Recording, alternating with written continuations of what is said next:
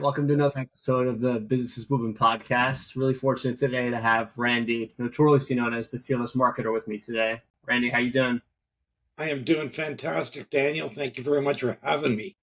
Sure. I'm really excited about doing this show. Yep, awesome. I'm really excited too. Really happy to have you. You actually have a wickedly interesting background. I'm sure listeners will be happy to hear a little bit more about yourself. But just to get our feet wet a little bit here, I'd love to know a little bit about what you did before marketing and ultimately how you ended up getting into marketing. Well, it's interestingly enough, I grew up in a household. My father was a salesman, and my dad was probably one of the kindest men I've ever met. You know, he had such a following when he was a tool salesman. So, he would go around to different mechanics and garages and motorcycle gangs, and you know what? He just fit in everywhere. And people would come to him and say, "Hey, listen, Tom, I need a ratchet or I need a hammer." He'd say, "Yeah, here you go. I got the tool for you." And then he would turn around and he would say things like, "Well, I can't afford really to pay it right now. That's okay. Don't worry about it. Pay me when you got it." And it was interesting because my dad died in 1979, and when he died, um, all his customers came to his funeral, which I thought was pretty outstanding. Um, I also grew up in the church, so I mean, for me, my plans were to become a priest, and as a result, I took all my training through the church, and I was just a little bit ready, just about ready to take my vows, and I started asking questions of the church that I guess you just don't ask, and I decided, that I really wanted to get to the truth of the matter. So we decided that to put my vocation on hold, and you know, uh, I put it on hold for about 40 years, and I kept on referring back, and I studied heavily for even to this day. I still study religion and very in depthly. But something transpired because obviously I wasn't going to be a priest, so I decided to get into sales and marketing. And as I studied marketing and as I studied religion, the two kind of became one thing. And I started realizing that it's emotions that drive people's decisions. It's not it's not the logic behind it. So people will come into a sale and they'll do things like, "Hi, I'm Randy and I work with this company. We've been around for 20 years. We have the best product, the best price, the best people, the best delivery. We have the best warranty," and blah, blah, blah. Nobody's interested in any of those things. I mean, they may be nice to know, but they're not going to be what is going to inspire somebody to buy from you. So, you know, it's the emotions that drive our decisions as human beings. And again, I grew up in a household where, the men were men and women were weak. And that's not true at all. I mean, I guess it is true in some cases, but I mean, genuinely, as people are people, okay? Humans respond to emotion, all humans.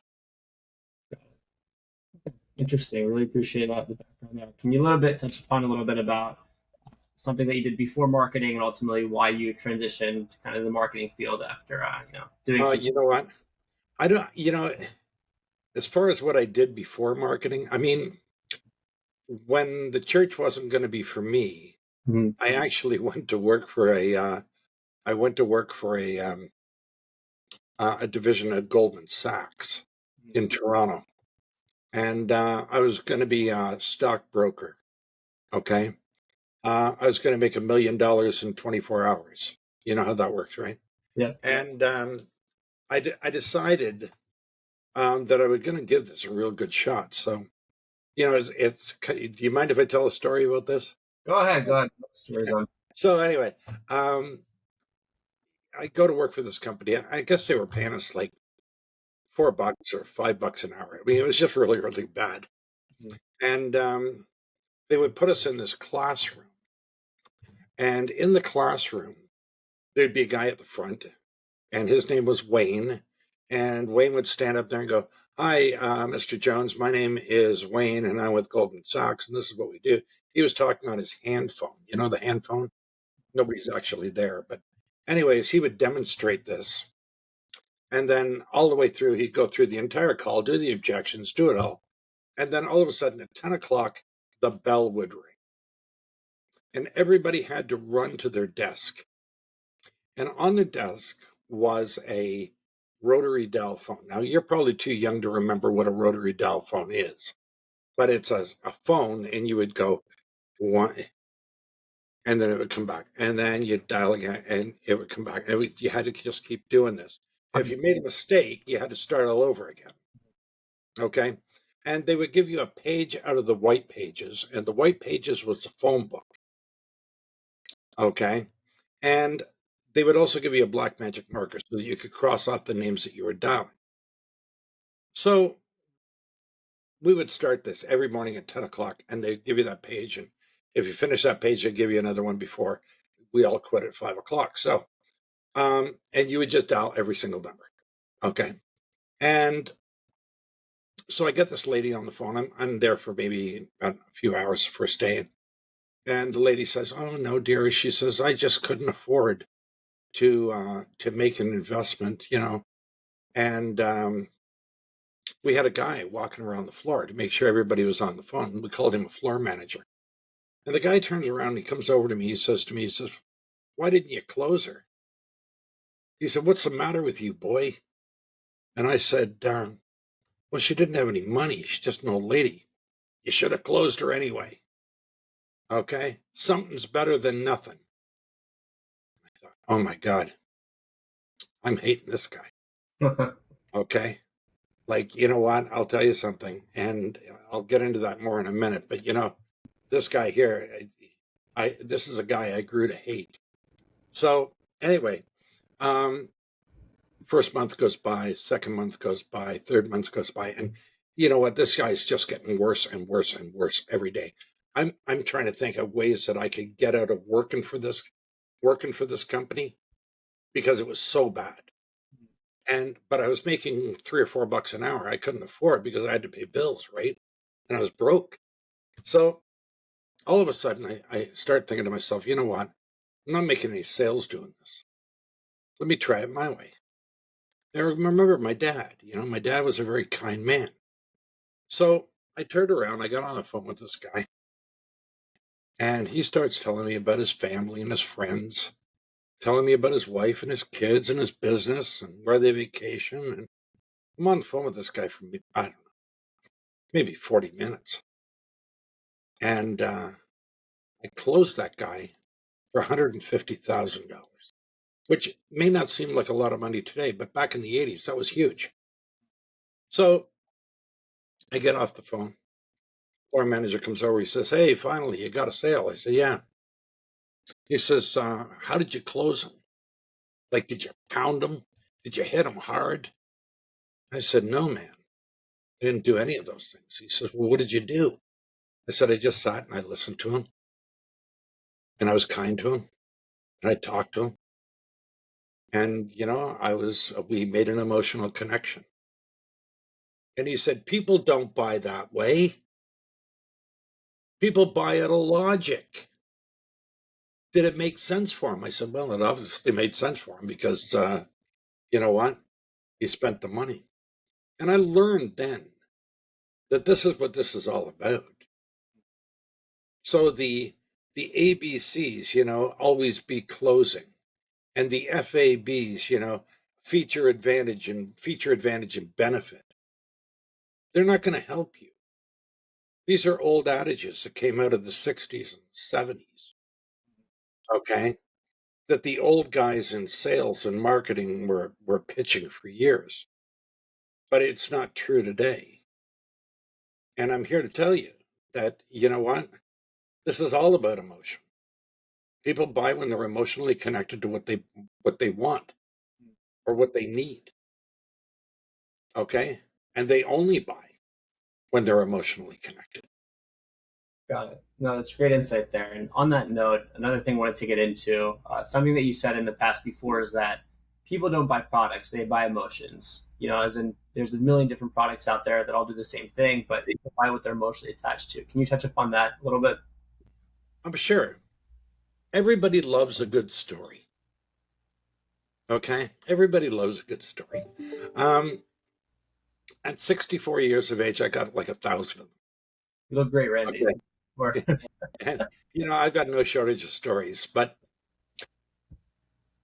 you don't have to tell my story. You don't have to tell your story. Well, it's always better if you tell your story, but you can always tell somebody else's story. I heard a story about recycling bags at Walmart the other day, and I'll share it with you later. But um, I tell that story.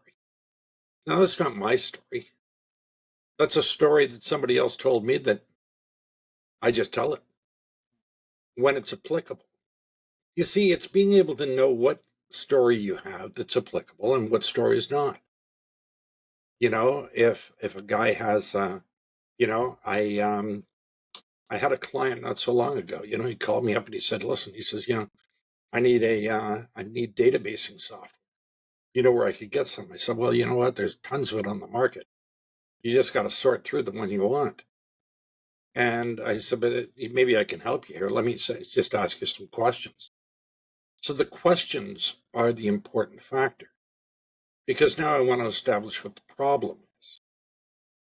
Because just because he says he needs a database doesn't necessarily mean that's what the problem is. So I started asking him some questions, and I asked him, if you could fix this, how would that make you feel? Oh, I'd feel great.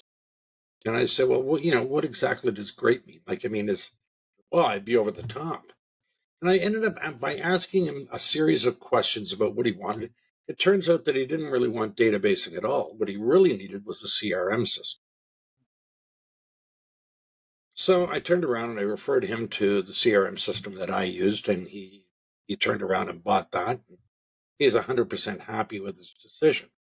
The nice part about asking questions up front, okay, is that and asking how the person feels if.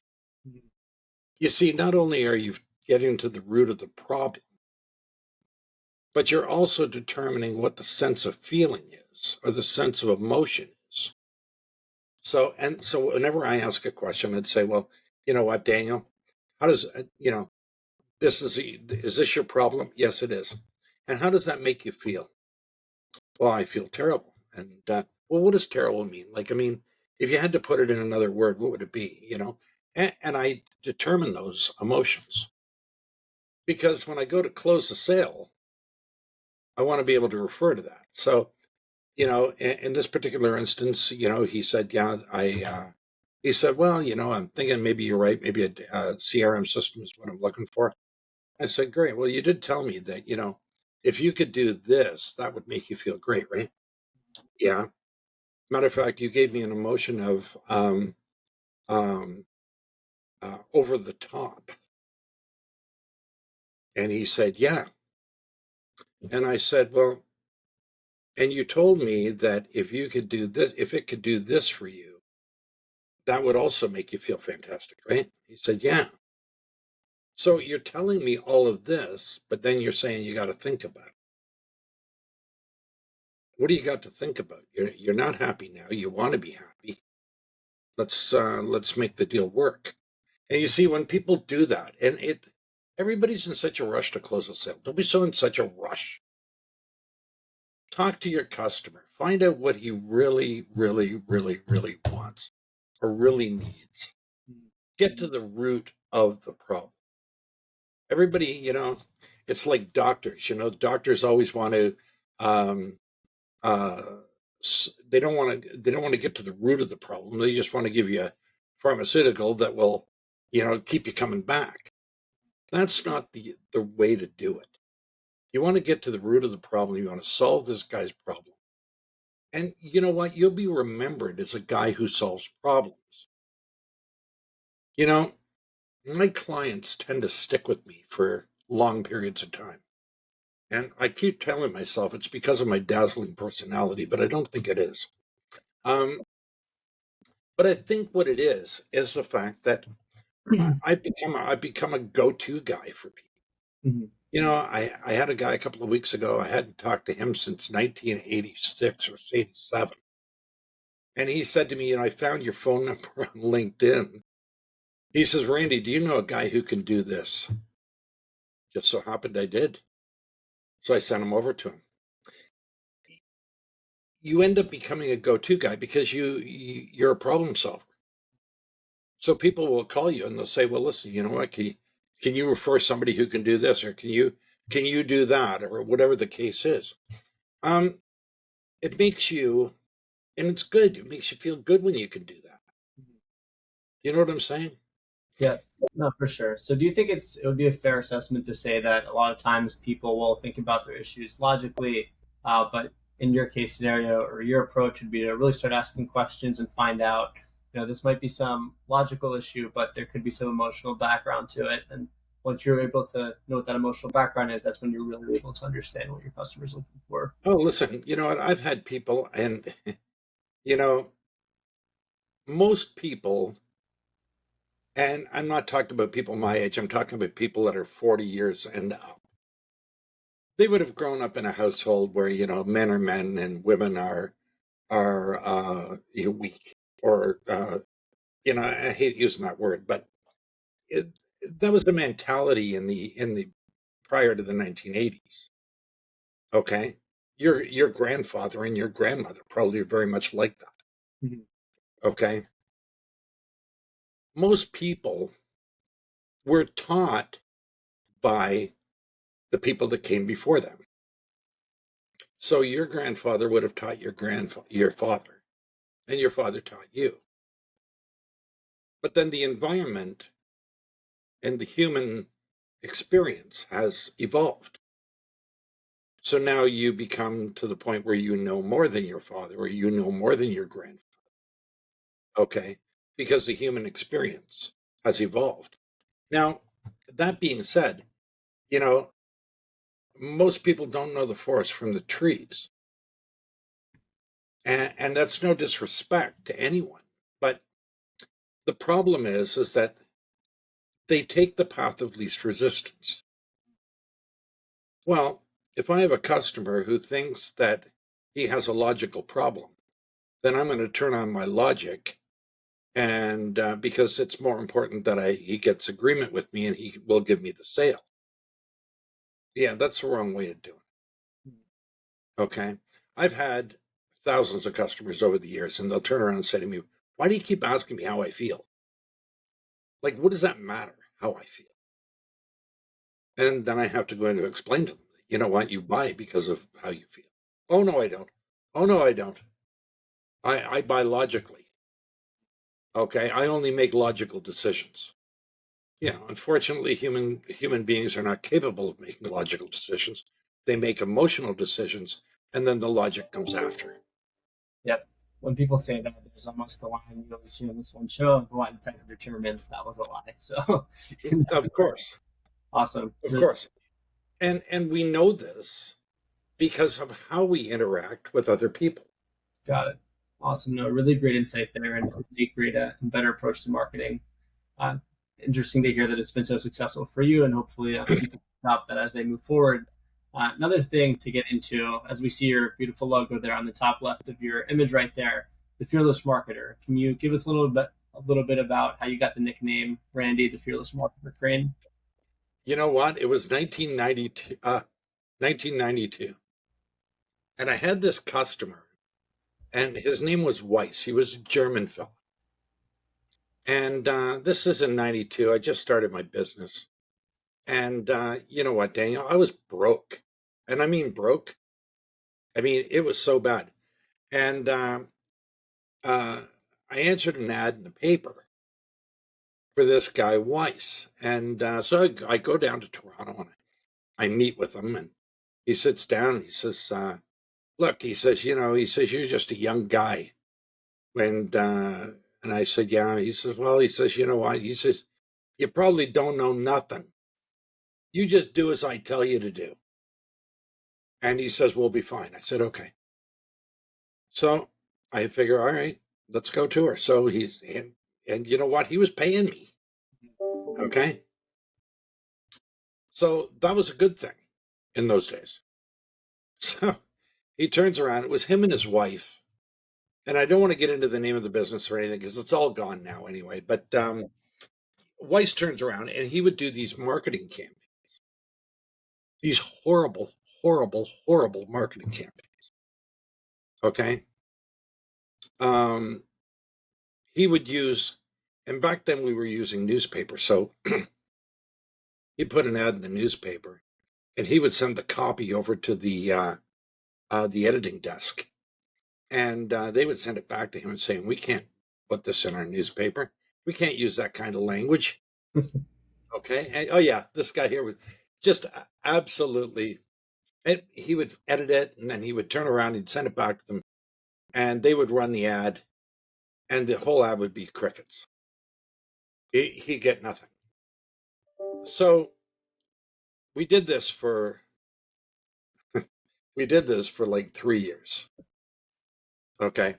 Every ad he did. And he had lots of money. So it wasn't a money issue. But he just could not get an ad to take. And I'm talking 3 years. So but all the way along, I'm saying to him, why don't you let me do it? And then if you don't like what I do, then you know what? It can't be any worse than what you're doing. And he turns around, he says, no, no, no. He says, you don't know what you're doing. You're just a stupid kid. And I say, okay. And we go through and just keeps on doing this. So anyways, his wife turns around one day and she says, for God's sakes, wife, just let him do it. No, no, I don't want to let him do it. He's not even German. Like that had anything to do with it. But anyway, he turns around, he finally listens to his wife. And so I made up a marketing plan for him. I sat it down in front of him. He says, this will never work.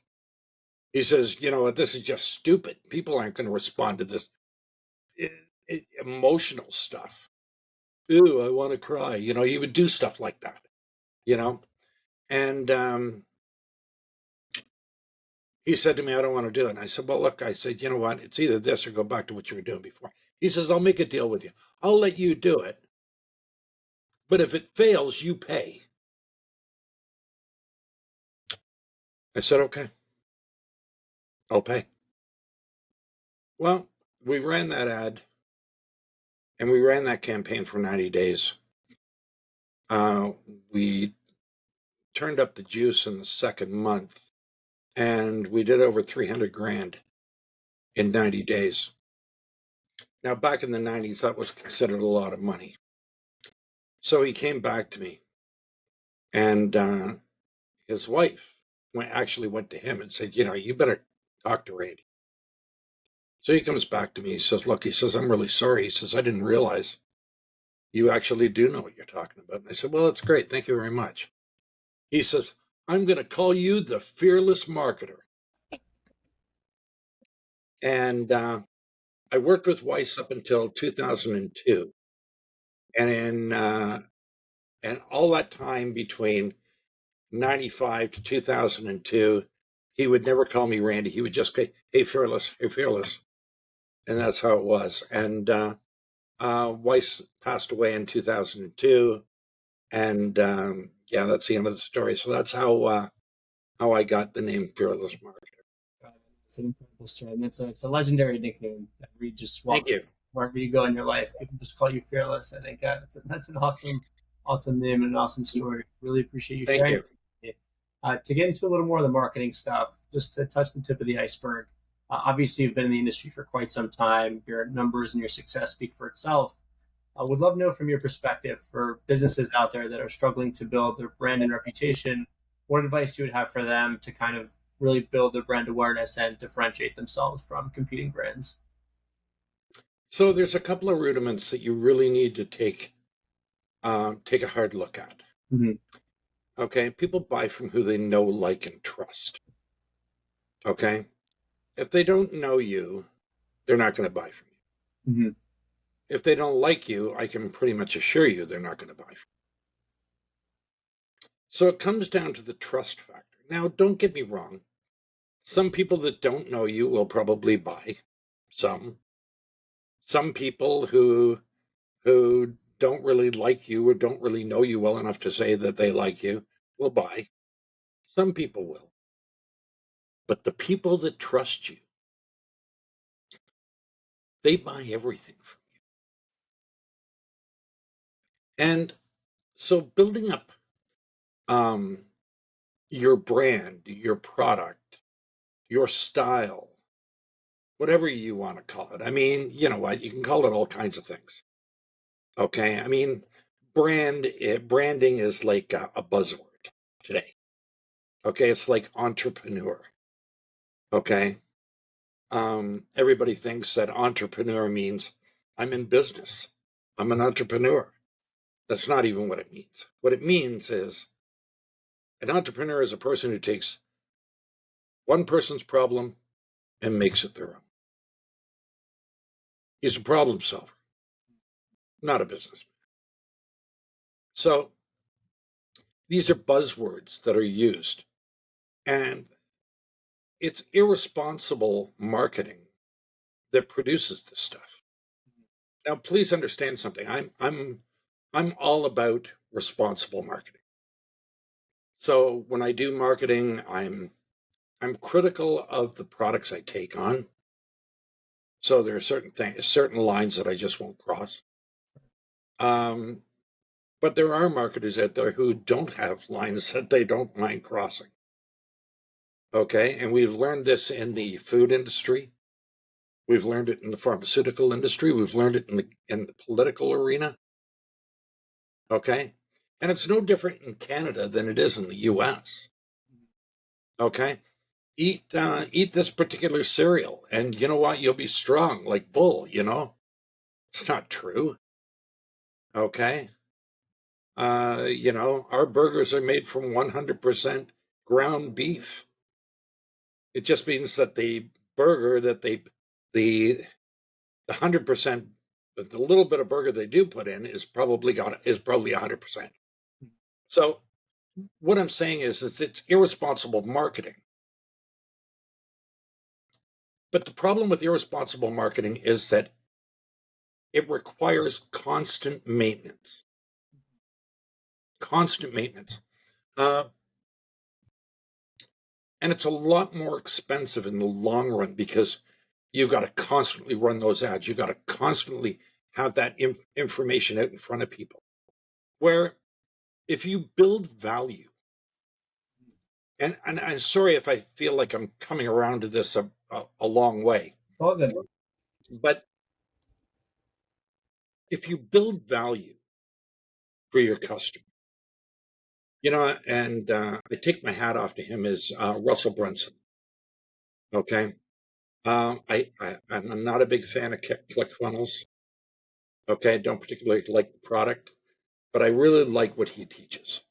If you've ever looked at any of the offers he makes, if you take ClickFunnels for 1 month, I'm going to give you this and this and this and this and this and this and this and this and this and this. He just throws the value at you. He creates an offer so compelling you can't say no. And it's all components that will help you make better ClickFunnels, make better marketing, make you a better salesperson, make you not a better husband, not a better father, all tied to what it is you're doing. Extremely methodical in how he does things. So it's very similar to how I do it. You know, build value that your customer can use. Now, how do you build value when you don't know what the problem is? Okay. What does your product or service solve? What problem does it solve? Write it down. Make a list of all the problems it solves. Okay. I can assure you that somebody in the world has got that problem. Okay? Then figure out what the resolution to that problem looks like and make another list and write it down. When people have the problem, how does it make them feel? Well, if I had that problem, this is how I would feel. If I had this problem, that's how I would feel. If I had this problem, that's how I would feel. And my feelings would change. And what are the emotions that are attached to those feelings? Hmm. Because happy is a feeling, not an emotion. Okay. Well, I feel great. Well, great is a word. Okay. Feeling great, is that feeling happy? Yeah, I feel happy. I feel happy now. Okay. Well, what is the emotion that's attached to happy? Okay. And figure out what that is. What is making him happy? And once you figure that out, then you go to the resolution side and you do the same exercise: feelings, emotions. Now, sit down and write some copy. Because if you know what the problem is and you know how that person feels and what the emotions are that are driving that feeling, doesn't that make it a whole lot easier to write copy? Especially when you know that everybody buys because of emotion. Now, this may mean that you have to write copy for each one of those problems, but it doesn't mean you have to release them all at the same time. You do one and then you test another, and then you test another, and you test another, and you keep doing that. But when you write the copy, you can't just write the copy for the problem. You have to write the copy for the solution and the feeling and the emotion as well. So you need to have that tied into one. Same thing as we talked about earlier with the sales process. I ask the question, he gives me the answer. I ask him how that makes him feel. What is the emotion that's attached to it? So when it comes time for me to close the sale, I can turn around and say, well, didn't you say this? Didn't you say you would feel over the top? Didn't you tell me you would be so excited if you could do this? Yeah. Well, then what are you waiting for? My job is to get him to cross the bridge. And you know, it's so easy. You've got a bridge here. You want them to cross the bridge. Cross the bridge from I have the problem to I have the solution. It's a great way of looking at it because in the sense that I think sometimes people may have it backwards. They'll just kind of create a big product, but if you kind of keep going on these iterations between what's their problem, how does it solve it, what's like more aspects to their problem, what's or some emotions they're feeling. Ultimately, it feels like with all these major iterations, you're constantly getting closer and closer to maybe there isn't the perfect product, but the almost perfect product or almost perfect solution. And ultimately, time spent doing that is a much better ROI than just trying to blast out a bunch of things nobody needs. Well, and I think one of the big things too, Daniel, is that um, we live in a situation, we live in a world where people don't know this stuff. This is stuff that's not taught in school. Definitely. Okay.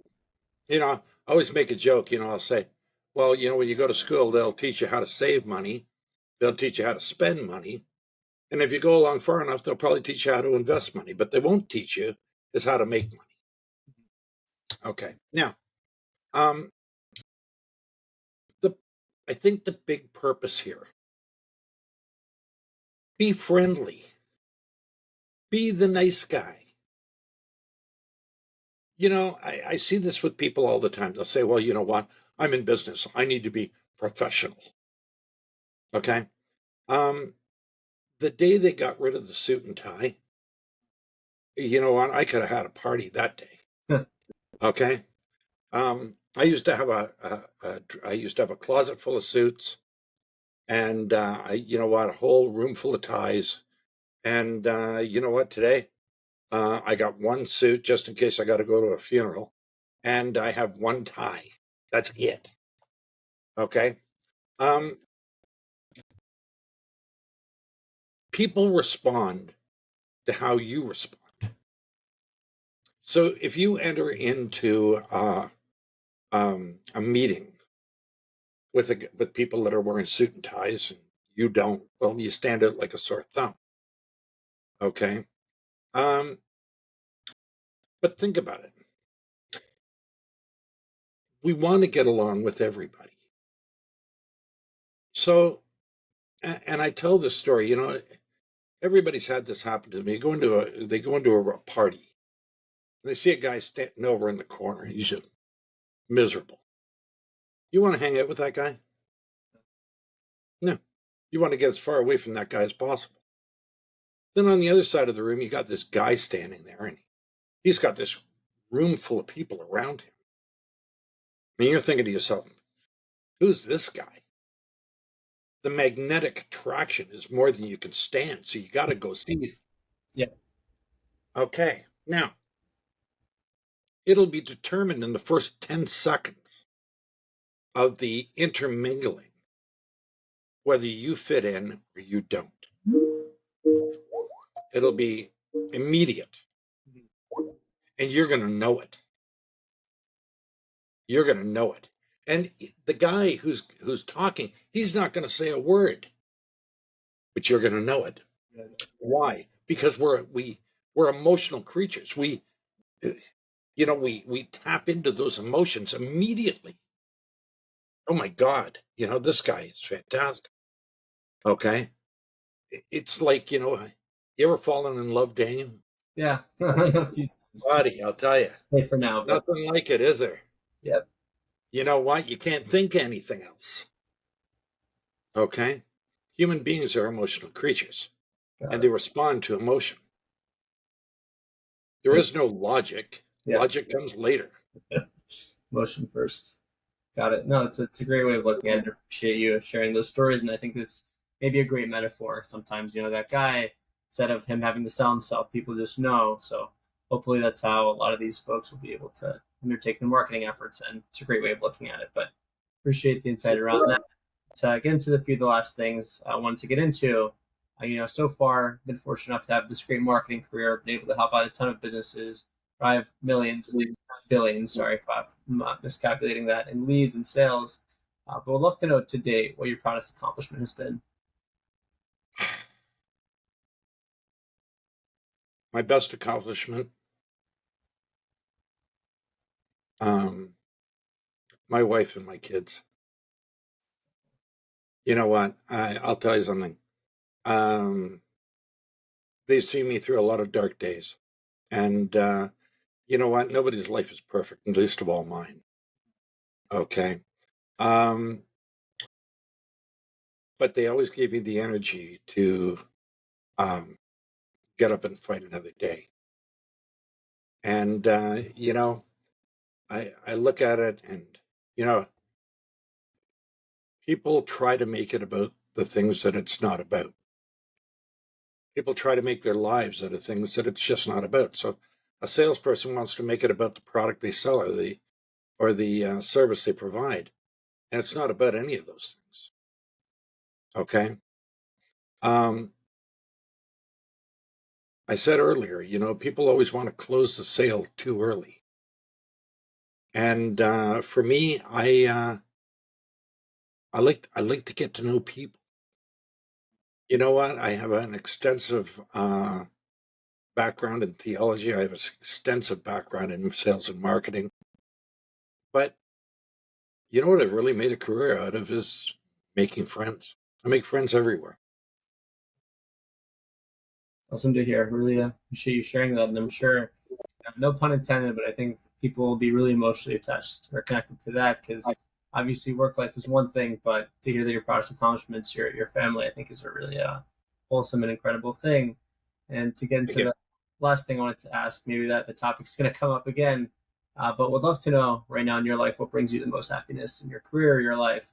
Just oh, me, um,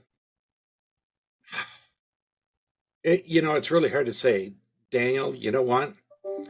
Um, I have, yeah, I have the perfect life. Okay, I have no worries. I have no stress.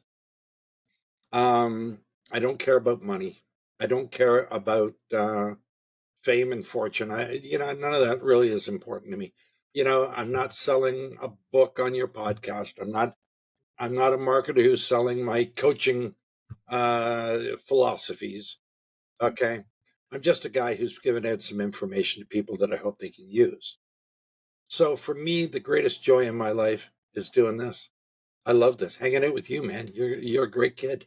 Appreciate it. But so, but awesome, Randy. That's awesome to hear. Really appreciate the compliment at the end. And overall, thank you so much for taking the time to go on the Business Balloon podcast. You've had an incredible career, an incredible story. It seems like you're a really genuine individual, and I'm hoping that we can all learn something from you. Thank you very much, Daniel. And I hope you're going to invite me back on your show again. Yeah, for sure, definitely. All So right. for those listening, this is only my fourth episode, but maybe for my 104th, hopefully I will get that far. We can have another conversation with Randy. I'm sure I'll I have would love it. many I more would love it. to share. Thank you so much. You bet. Take care. You too.